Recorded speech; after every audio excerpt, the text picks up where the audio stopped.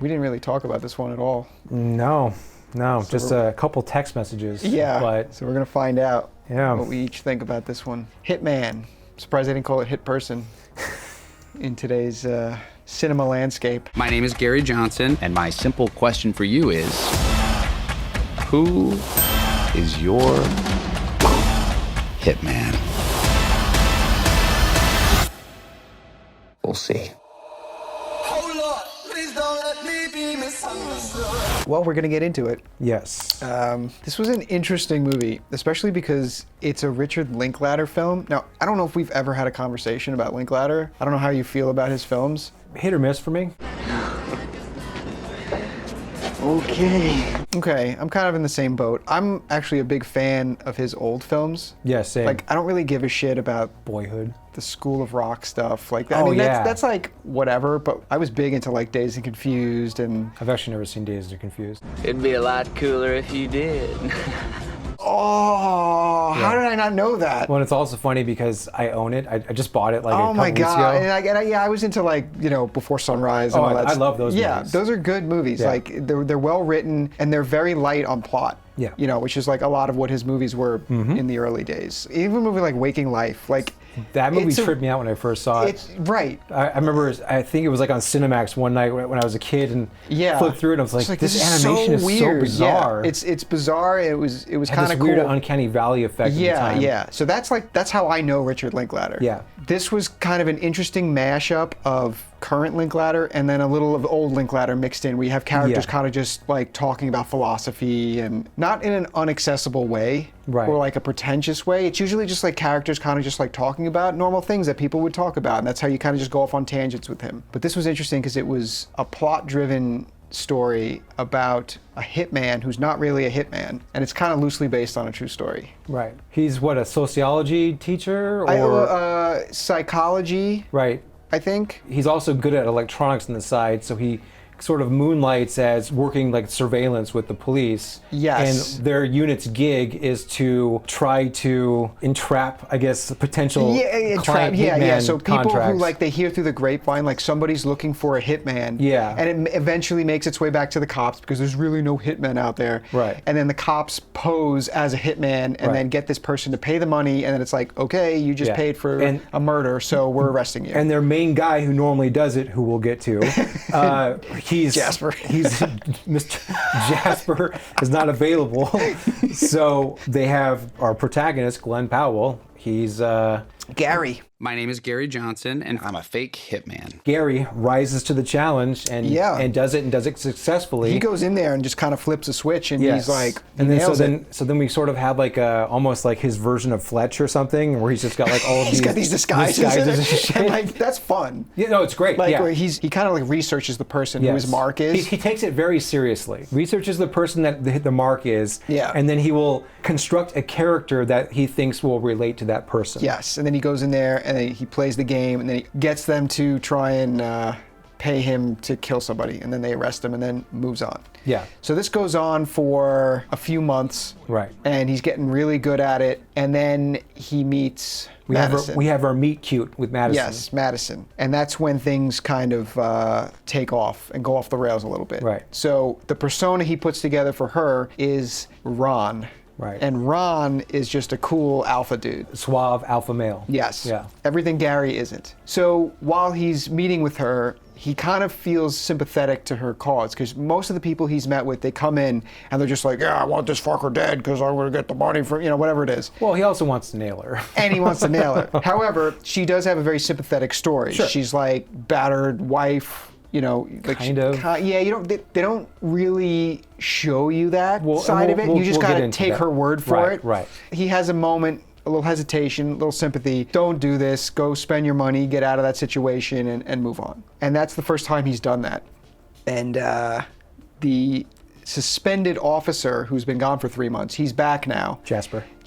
And he's like, nope, dude, that's a bad move. This girl, like, you're letting her go. You let her go because you think she's hot. And they kind of like forget about her. But then he runs into her again, and she's like left her husband, which was kind of convenient that she was able to just leave him when she was resorting to wanting to kill him. So now he strikes up this relationship with her. and he's kind of keeping it on the down low, but he's doing it as Ron and not as Gary. And this is where like the whole middle of the movie kind of just takes a lull with this relationship building aspect. Yeah. And it kind of pivots quite a bit. And it was like, it got to the point where I didn't really know where it was going to go next. And you start thinking like, okay, this girl's like, she's a little crazy. Maybe they're going to go the femme fatale route. They're going to do like the noir type thing where she's going to kind of lure him in and make him do something because he loves her now. Like, they didn't really go that route at all. I wasn't sure if it was going to be that, but kind of unpredictable. Yeah. I wasn't sure what to think as well. I thought maybe she's like a cop in a different unit that's tracking down Right, like but, like, hitmen, I and was she's, thinking like, this. There's like so many ways they could have gone. There's no reason for her to trick him because she was going to hire him originally and just have him do it. Yeah. So it would have been weird for her then to try and like dupe him. Well, you just know how dumb movies are nowadays. Exactly. You expected it to go down a dumb the whole avenue. movie, I'm expecting it like, okay, when is she going to try and fuck him Right. over? It wouldn't have made sense. And thankfully, they didn't do that. Yeah, I'm glad that they didn't go through with that. I mean, I still have my critiques with of what course. they did, but yes, Of course. I was pleasantly happy with that. It was just pretty straightforward, actually. Yeah, which is like kind of unlike how many modern hitman movies have been in recent years. This kind of, for lack of a better word, subverted.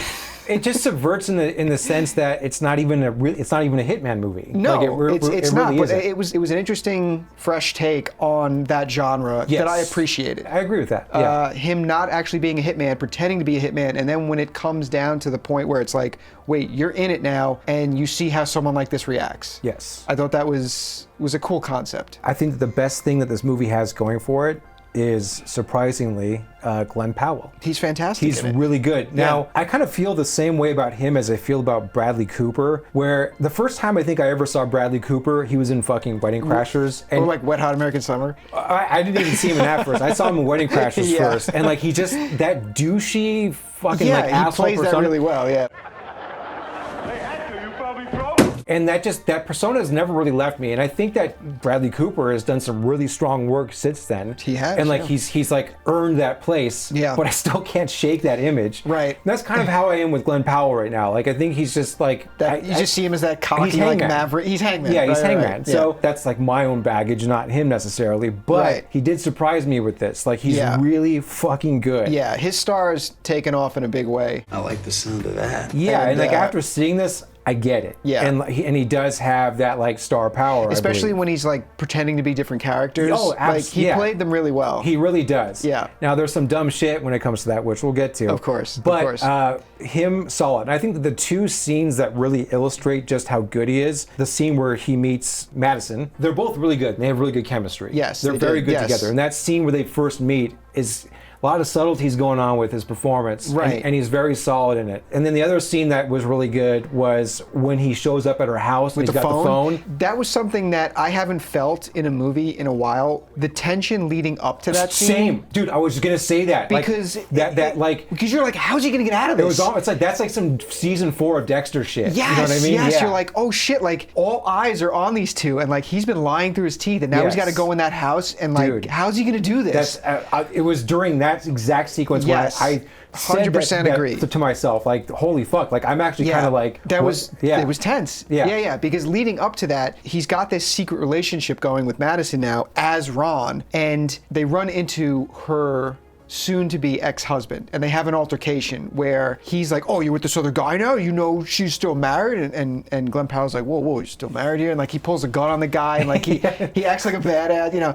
And it kind of sets up what's going to happen for the rest of the film, where now you're kind of thinking like, okay, like what are the odds of them running into the husband? Like Right. obviously she took him to this place because she knows he goes there and she wanted him to see, like clearly some drama going on Right. with her, crazy bitch.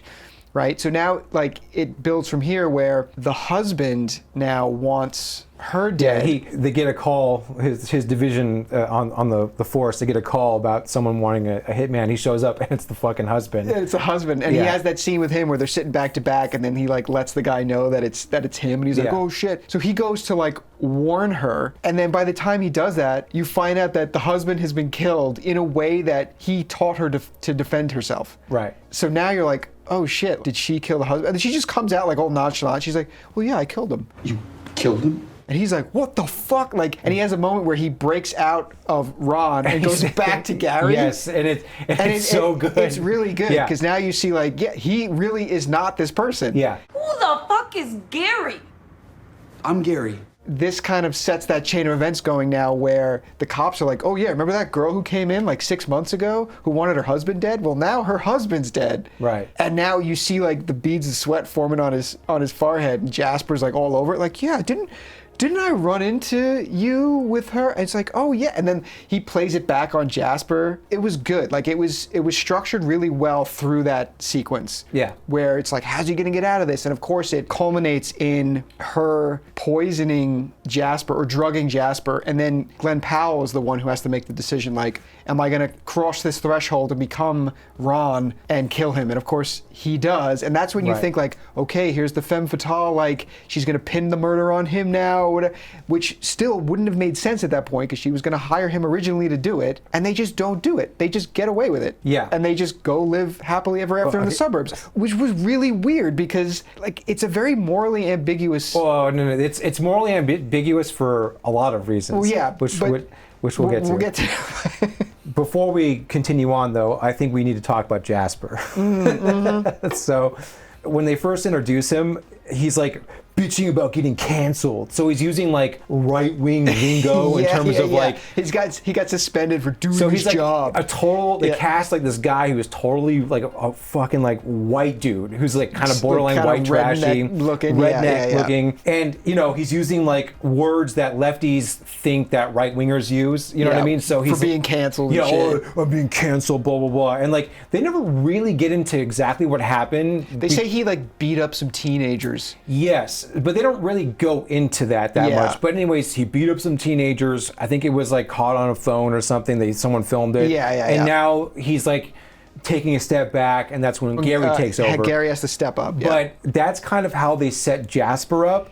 And then he comes back, and then you kind of see it's weird because they almost want you to think that Jasper's a dumbass But and he's like an not. idiot white He's- guy, but he's actually really good at like you had said. This is one of the things that we talked about over text. Yeah. The few things that we've said about the movie. You said he's actually good at his job, and that's exactly right. Yeah. Like he's actually really like you can like tell he he's a figures cop. everything out. Like Yes. he sees through Gary's bullshit. Yeah. And he knows some shit's going down with Madison, and like Yeah. you could tell like he's just working shit out. Well, He's and, like, and then at the end, when we come to that crossroad where Gary Mr. Dirty. is gonna go Yeah. full on Ron and like kill him or not, he basically gives this like short monologue at justifying why it might be okay to well, it's kill. okay to kill him because he's a racist and a misogynist. He's a racist, a misogynist, a homophobe, blah, Yeah, blah, like all all these this things. shit. And So, it's like, is he? yeah, like, I was I don't remember he's- seeing him I'm like, do any of those He's kind of things. a dirtbag. Oh, You yeah. know what I mean? He's just kind of like a scummy person, but is he that much of a piece of shit? Like we haven't really He's- seen any of that. He's fine. Like he's just. But it's would just I want to like- hang out with him? No. No, but you uh, know what? Like he's not the nicest guy, so let's kill him. I was surprised in the sense that if you're gonna, especially nowadays, where people have POCs have an opportunity to just like shit all over a white character and turn him into the most racist motherfucker possible, they're gonna do that because it'll just first of all that just because furthers then the their audience, agenda. the audience will be okay with them doing Exactly, it. Yeah, but yeah. they didn't. It was weird that they didn't go as far with that as they could have. They could have made his character way worse. Instead, they made him like kind of like this dirty dude, but he was still really good at his job. Well, and I guess maybe it's because I'm a piece of shit. I thought he was kind of likable. I liked him too. And when I was watching the movie, I was like, oh, I know, like you're gonna like this character. Like I was thinking, like, oh yeah, you're gonna like this guy. So then you get to the end of the film, and then like they get away with it, and they get married, they go live in the suburbs, have some kids. Now the film itself could have just been that story, but in Linklater fashion, he likes to kind of delve into psychology and philosophy a lot. This was an aspect of the film that I liked a lot, was how it starts off with him talking about like, people don't change, they are what they are, and then they get into like, him having these conversations where if you be that character enough, you will become that character. And now you kind of get the opposite of that with like Madison, where Jasper warns him like, this bitch she's bad news. she's always going to be bad news. You let her go. And she turns out to be what he says she was. So she doesn't change. But then Gary does change. So they both have kind of like the opposite path. I appreciated the amount of detail that went into their stories and then how they kind of come together at the end. Yes, but so like you said, Gary starts out one way and he's talking in front of all of his students, basically talking about human psyche and like how people just don't change, whatever. Yeah. This is where I have my ultimate issue comes in with this movie. Okay. Is his speech at the end when he's like, yes, no, I 100% agree. I don't know if it's for the same reasons. oh, I know but- this is what's going to be interesting about the conversation. Okay. When this movie was done, I was talking about it with my wife and I was like, this is basically like a thriller made for people in the My Truth generation. Okay? And so at the end of the film, he's up there and he's talking to his students now. Now he's like well dressed. He's turned into Ron. Yes. Right? And he's up there and he's like, you know, I used to think that there was right and wrong and like people, they didn't change, blah, blah, blah. And like, I'm really compacting what he says. Yeah. But he basically turns down to like the postmodernist moral relativism Yes, route. like, and he's like, if there's no such thing as right and wrong. You know, people are malleable. We're ever changing. Like all this fucking like hippie bullshit. When he says all that bullshit, it's like, all right, well, that's the journey that he took. That's his motivation. We understand exactly how he thinks. I don't know if Linklater is wanting us to agree with that notion, or if we're like, yeah, that's really what happens. People are malleable like that. There is no such thing as right and wrong. It just all depends on societal standards. Right, that's why I said it was morally ambiguous. Right. With the whole message of the film, but like I took it two ways. I did too. One was the way that you just said, where it's like looking at it through this modern lens, where it's like, oh, you're malleable, you can change, like, and then my mind started going to like gender and shit and outward things and like biology and physical things. You know, like also if you think about it from a psychology standpoint, not the, you know, physical standpoint, you go back and look at psychology for hundreds of years, it's always been rooted in that, like, can you change yourself from a mental standpoint? Well, it's the whole concept of going through therapy is like exactly. So yeah. I kind of then looked at it like, okay, so if this movie came out like 10 years ago and he gave that same speech again, would I still look at it through that same lens of like the modern? If it did come out 10 years ago, and I don't know that I would have. If it did come out 10 years ago, he would have basically said the same things, but the lines would have been different. They use language like modern, they use like present day language, right, which invokes you, like it makes you think about gender bullshit, and you can tell that they were trying to like get that in there. Right, or right. Is that just my own bias? Am I looking too much into it? No, I don't think you're looking too much into it, because I had the same thought, but you know, watching the film with someone else, she was able to provide that alternate perspective that made me think like, oh yeah, like what you're saying is right as well. But ultimately, like his character goes from being kind of a beta to an alpha. There is that aspect of him like becoming more of a man in the character of Ron. There's like a lot going on. Yeah, and to add on to that, this is my second thought while watching it. He says all that shit, and it's like, all right, that's the conclusion you came to, but you had to become a fucking murderer and a piece of shit to come to that conclusion. Exactly. So I don't know if that's like if the filmmakers are conscious about that. You know, like I don't know, because it was co-written by Linklater and Glen Powell. Yeah. So I don't know if they were trying to get that across as well. It kind of annoyed me. Yeah, no, I was a little uneasy about the end as well. And yeah, I'm talking about like the post-murder end. No, exactly. Like, it's like it's easy to say like, oh, it's like a morally ambiguous movie, and so it's very simple to say I didn't like the fact that like he got away with murder. That's not the moral ambiguity. No, because that happens in movies all the time. Yeah, exactly. It's more the message of like, yes, it's okay to get away with murder if there's no such thing as right and wrong. Exactly. As long as you're fulfilling your truth. Right, exactly. If your truth is that you need to kill this guy, there is no right and wrong because you're living your truth, kind of thing. Yes. That was kind of what I took away from it, and I was like, nah, that's not sitting right with me. Yeah, it was fucking annoying. Because there is right and wrong, and there is good and evil. Well, but that's just it, though.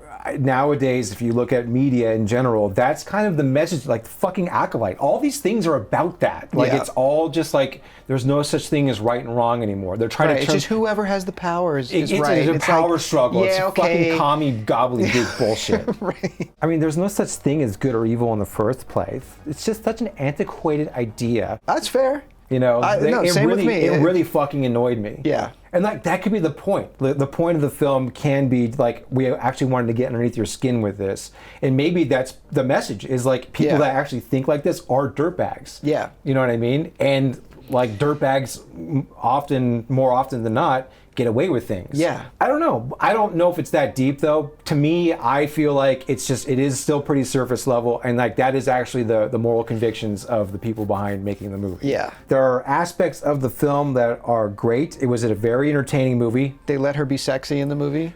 Dude, she was fucking hot. Yeah, Holy it was shit. surprising they let her do it. He'd come home, she's like wearing outfits for him and shit. Yeah, she was like a flight attendant. Oh my god. She Yeah. was seriously hot. And they worked really, their chemistry, she was very good. He was good. They were good together. That was the best part of the movie, is I think them and like in that relationship. Yeah, ranking wise, I went 6.5 out of 10. Oh shit, same. Did you do this? I swear, dude. Fuck. 6.5 Well, that's good. out of We're 10. on the same page, Yes. and we didn't watch this one together. No. You know, Netflix, so we were able to stay at home and watch this one. Part of the reason why it's not as high as it might, like, because we did praise it a lot, but it will be because of our rainbow score as well. There's some other, But yeah, I mean, the moral messaging behind it was fucking annoying. And again, it's not because he got away with murder or anything like that. Yeah. I love Breaking Bad, and like the character that you follow in Breaking Bad gets away with turns into murder all the time. a fucking piece of shit. That's what makes the show Right. You're supposed to look at him as the bad guy. It's a character study. Yeah. And that's kind of what this is too. So I don't care about that. Do you look at them as the bad guys at the end, or are they, oh no, they're actually the good guys because it doesn't matter? They're just living their truth. They're living their truth. They came out on top, so they're good. Like, on the woke side, the rainbow scale. Now, there were a few things. There was some shit. We already talked about some of these things. Now, you had mentioned this right off the bat, the DEI casting just across the board. So like, anyone in a position of power is a black person. Well, like even when he has to go visit the court, when he goes to the courtrooms, like the judges are black, like the police captain. The police captain's black. The head of his squad is black. Yeah. And she's a woman. Yes. And like they were all good actors. No, and a lot of them are all like yeah. character actors. You've but seen you them can in tell, things like, before. because then like you've got his buddy is like the Indian dude. Whatever. We're still unclear. The brown ethnic guy. The brown ethnic guy. And then you have the girl. I think she's Puerto Rican. Yeah. Right. So like literally like, you know, obviously Jasper, I think, was like the only white dude. Oh, and the piece of shit husband. As like actual characters in the movie. Yes. Well, then you also have the people that. Now you get to all the people who are Yeah. Now, this is at first when it started doing this, it was like 2A MAGA dudes, which they started off with, but then they course corrected a little and they were fair and they had the black rapper guy. There was like one black rapper but guy. then he was like the only one, and the rest were just like all white people. And then they had another like MAGA type guy later that he was like, went shooting this country used to be. Yeah. And it's like, okay, we get it. You're leaning a little hard into that. It's like them fucking, these are MAGA. Like I could see Linklater and Glen Powell exactly what writing. MAGA people are doing right now exactly. in Texas. Yes. Like, okay. Okay. Like, they leaned into that a little hard. They did. Like, one person, fine. Yeah, but they did two. But even like the white trash lady, she was just giving off like, I voted for Trump vibes. Yeah. You know what I mean? It's like, yeah, there was the shit with Jasper where he had to just like list why he was a piece of shit so it was okay to kill him. And it was just like, he kind of just like rambled it off. Like, it's such like, look, here's a laundry list of like things they think right-wing people are, so it's okay to kill them. Well, we live in this world where it's like, being a racist is the worst fucking thing in the world. Like, I'm sorry, but there are things that are worse than that. I'm sorry. You know what I mean? And like actual murderers? Yes, actual fucking murderers. Like, what you're about to do is actually worse than being, if he actually was a racist person, for argument's sake, I'll grant you that he is. Yeah. You're letting him fucking die. Yeah. You're murdering him. You put a bag over his head and you murdered him. Gary has not seen American History X, which is a perfect character study about a man who is deeply racist and then comes to befriend a black person. People can change. Right. You know? You should know you're going through a transformation right now in this movie. But, you know, he's racist, so it's okay to just kill him. Yeah. Or no, maybe you can get through to him. And also, we haven't seen him be racist. That's exactly. Like, you don't, it's like, this is a show don't tell medium. And that was very telly. That was very very telly at the end. Yes, and again, that goes back to what I'm saying about them not leaning hard into it, because Right. that's a perfect opportunity to do that. But even then, though, what's that say about us as a society where we're like, oh, it's fine if he dies just because he's racist? You know, like, that's how far we've gone. Yeah, where there's it's no like, oh, maybe we should talk to him and bridge that divide that- and see well, like maybe why. Well, I don't that know. is like the most evil thing in the world to these people, is if like a person is racist. right, but not murdering. But not murdering someone. That's fine. That's fine. That's what I'm saying. That also adds to like the it being a thriller for And then of for the course My there's Truth his kind of generation. like identity speech at the end where you can take it that way, but I think because like you said, certain wording just made it come across that way, even though it is very like much in the subtext. Right. If the film just stuck with it being about a guy who basically just needs to grow some balls, which it does, but there's more to it than that. It But if goes, was a just- little deeper with the psychology of it, which I appreciated. I did too. You know, but they have to add on that moral complexity at the end, which made it annoying. Whereas if it was just a straight up story about a guy like having to grow a pair, cool. right. All right, where'd you come down, Rainbow? I'm giving this a 3.5. Oh wow, okay. Yeah, like it fucking bothered me. It's not just like gender bullshit, trans bullshit, race shit. It's like also that My Truth stuff. That really fucking irks me. Yeah, and that really is like the sign of modern day like politics. It's you funny know? because coming into this conversation, my Rainbow score was actually a little lower, and after we talked this out more, it went up. Okay, cool. In the course Yeah. of the conversation, so Where'd you land? I landed at a 3. Okay, yeah. Like you said, the end was a huge part of it, and then there's like little nuggets here and there throughout the film, but for the most part, like it wasn't really there for a good amount of the film. And they did some things that I did like a lot, where, you know, she was allowed to be hot. And like he goes from kind of being a beta dude to an alpha dude, and that's what is attractive and that kind of stuff. You know, so like it did do some things. She Like- like instantly went dry when Gary came out the Yeah, first time. exactly. Get the fuck out of my house. And the thing is, I can't stress how good his performance is too. Like that Yeah, part when where he he's like, switches I'm and he's Gary. I'm Like Gary. it's so funny. And then when he switches over to Ron, he's all cool and shit. It's Yeah, like, yeah, like it's good. He's yeah. really fucking good in the movie, and the movie's honestly, it's worth watching for him alone, like Yes. just to see how, Yes. just to see him flex his acting Exactly. muscles. And now this summer we got Twisters with him coming. That's probably going to be a big blockbuster. I think that's Hey man, going you to do guys well. can so give us shit all you want. I'm looking forward to Oh, that. I'm actually really looking forward even to though it's probably gonna Twisters. suck dick. Like Yeah, I'm still probably. looking forward to it. Yeah, still. Okay. Well, it's on Netflix, so basically anyone can check it out. So I think it's worth checking out.